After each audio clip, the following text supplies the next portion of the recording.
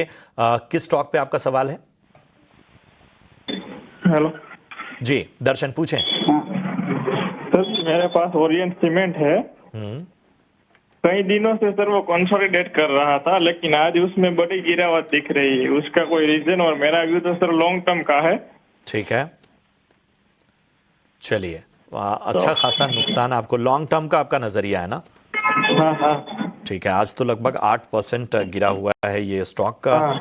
और लगातार एक दबाव देखने को मिल रहा है। चलिए राजेश, ओरिएंट सीमेंट कैसा लगता है आपको?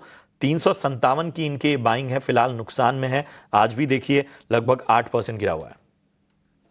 देखिए, जैसे इन्होंने व्यूअर ने हाईलाइट किया है, लास्ट कुछ महीनों से एक रेंज बाउंड था, कोई मेजर मोमेंट नहीं था स्टॉक में, बट आज अचानक से स्टॉक गिरा है।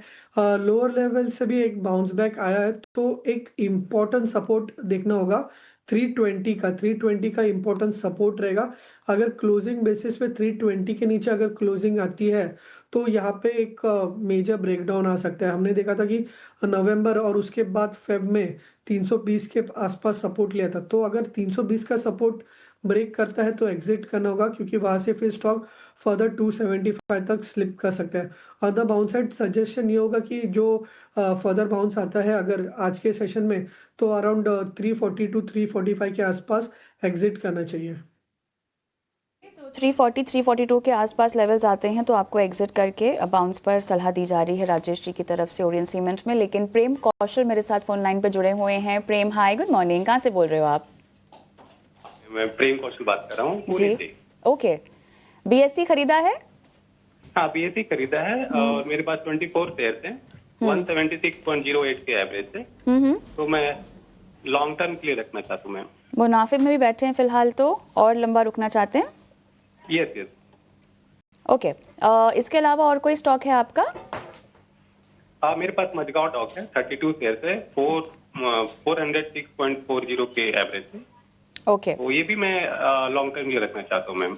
ओके, और मैं मेरे डॉटर के लिए रखना चाहता हूँ कि ताकि तो कुछ हेल्प हो सके उसके बाद में।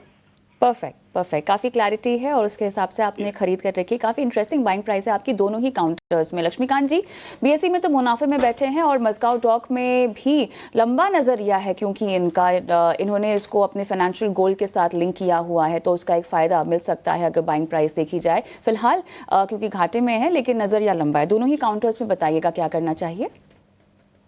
जी, दोनों ही काउंटर्स में पॉजिटिव सेंटीमेंट नजर आ रहे हैं।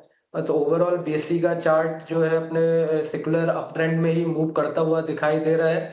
हालांकि 2 दिनों से एक नैरो रेंज ऑफ कैंडल का फॉर्मेशन बन रहा है, बट जो ओवरऑल स्ट्रक्चर है वो काफी पॉजिटिव नजर आ रहा है। तो हमें लगता है कि जब तक ये स्टॉक 2550 टू 2600 के ऊपर रहता है, तब तक इसमें हमें अपर लेवल्स के मूवमेंट देखने को मिल सकते हैं।